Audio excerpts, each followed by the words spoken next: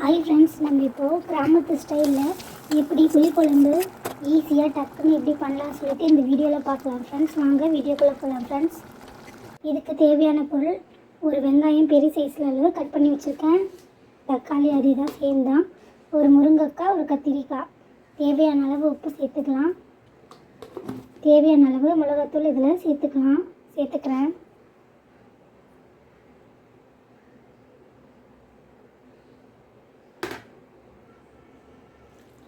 கொஞ்சமாக புளி தண்ணி சேர்த்துட்டு இது கூட காய்கறி வேக வைக்கிறதுக்கு 2 டம்ளர் தண்ணி ஊற்றிட்டு ஸ்டவ் ஆன் பண்ணி வச்சுட்டேன். ஒரு மூடி போட்டு கொஞ்சமாக கருவேப்பிலை மேலே தூவி விட்டுட்டு கொஞ்சமாக பச்சை மிளகா உடச்சி போட்டுக்கிட்டேன், கீரி போடாமல். அப்போ தான் கொஞ்சம் டேஸ்ட்டுக்காக தான் பச்சை மிளகா போட்டுட்டு மூடி போட்டு நல்லா கொதிக்க விடுறேன். பாருங்கள் எந்த அளவுக்கு கொதித்து வந்திருக்குன்னு. இப்போ நல்லா ஒரு கிளறி விட்டு இந்த ஸ்டேஜில் நான் இதை கூட மாங்காய் சேர்த்துக்க போகிறேன். ஆரம்ப ஸ்டேஜில் மாங்காய் சேர்த்தோம்னா நல்லா மாங்காய் வெந்து குழஞ்சி போயிடும். அப்புறம் மாங்காய் பீஸ் சாப்பிடாத மாதிரி இருக்கும்.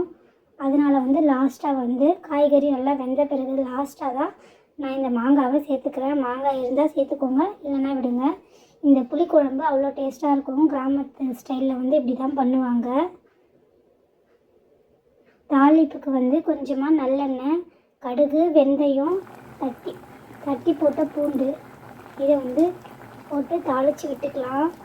ஃபைனலாக தாளிக்கும் போது அவ்வளோ மணமாக இருக்கும், அவ்வளோ டேஸ்ட்டாக இருக்கும். இந்த மாதிரி நீங்களும் உங்கள் வீட்டில் ட்ரை பண்ணி பாருங்கள் ஃப்ரெண்ட்ஸ். டக்குன்னு இந்த காரக்குழம்பு புளிக்குழம்பு ரெடி ஆகிடும்.